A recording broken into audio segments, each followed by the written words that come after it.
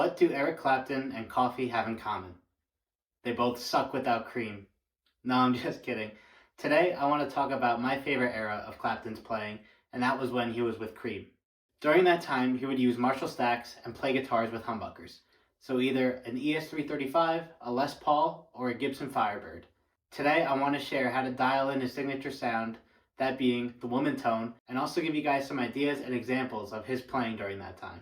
So as I mentioned before, during this time, Clapton was using Marshall stacks and playing guitars with humbuckers. And for the most part, he wasn't really using any pedals, except for a wah. So to get his overdrive sound, what he would do is just crank the amps all the way, causing the tubes to naturally distort. So to try and get a similar sound, I'm doing the same thing, but with my Gibson Falcon 20. I have the volume pushed pretty hard with the attenuator set to low. But if you didn't have a tube amp, and if you weren't able to crank your tube amp at home, you can use an overdrive pedal instead and dial in a sound that sounds good to you. Then the next step is to get a guitar with a neck and a bridge pickup and an independent volume and tone control for each pickup. Set the selector to the middle so both pickups are engaged, and then, according to Clapton in an interview that he did, what he does is he rolls the tone all the way off on the neck pickup and then leaves everything else wide open. And if you were to just do that, this is the sound that you would get.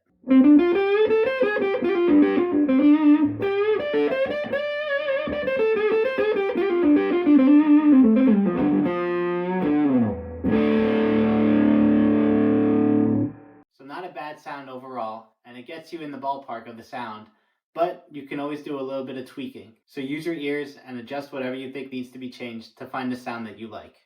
So after doing a little bit of adjusting, this is the sound that I was able to dial in.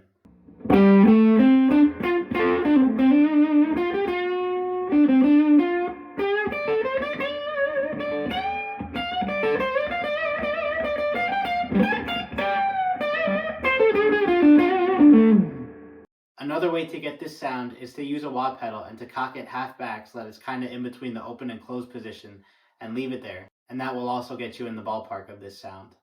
Now I'll give you guys some examples and ideas of what he would play during this time.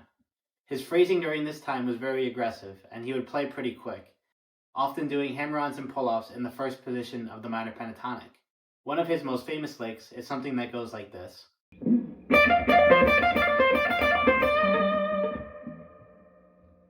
And all that is coming out of this first position of the D minor pentatonic. And you're just doing a hammer-on and pull-off between the root and the minor third. And then hitting the flat 7 in there too.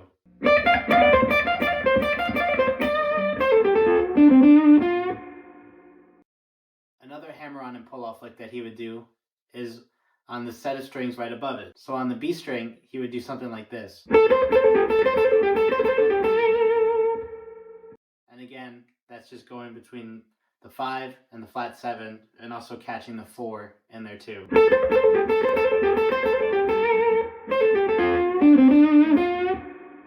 Another thing he would do in box 1 is to flatten his ring and pointer finger so he could go between these 4 notes right here. And some licks that he would do that use those notes and flattening his finger would be something like this.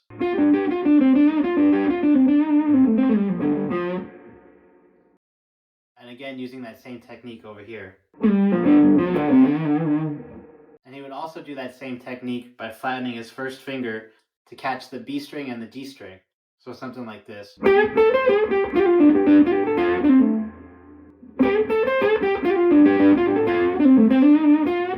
One way that Clapton would love to end his licks was by either doing a little nudge from the minor third, almost bending it to the major third, or somewhere in between, so like between a half step and a quarter step bend on the minor third.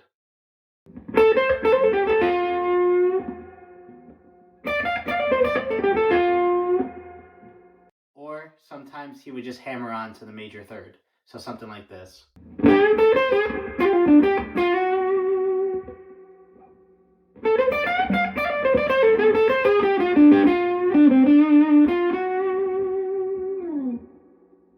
He would also jump to box 2 a lot, so this position up here. And he would do things like this.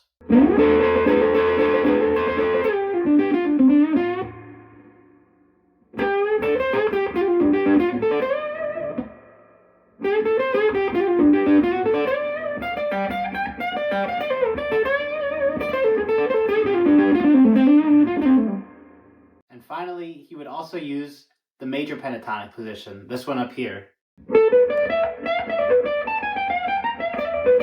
also known as the BB box, but he would do it differently. So when he would play licks up in this position, it would sound something like this.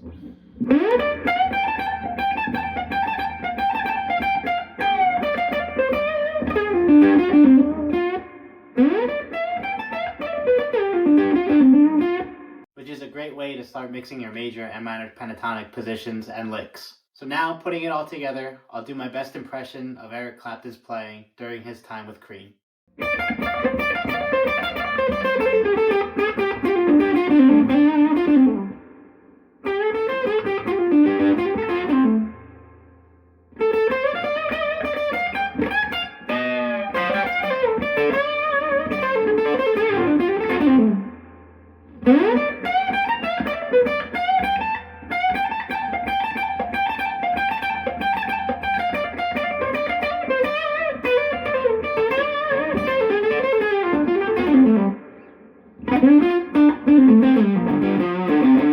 So there you have it. That's a really quick breakdown of Clapton's playing during this time, how to get his tone, and a few ideas of his. So thank you guys for watching. I hope you enjoyed. I hope you're able to learn something new.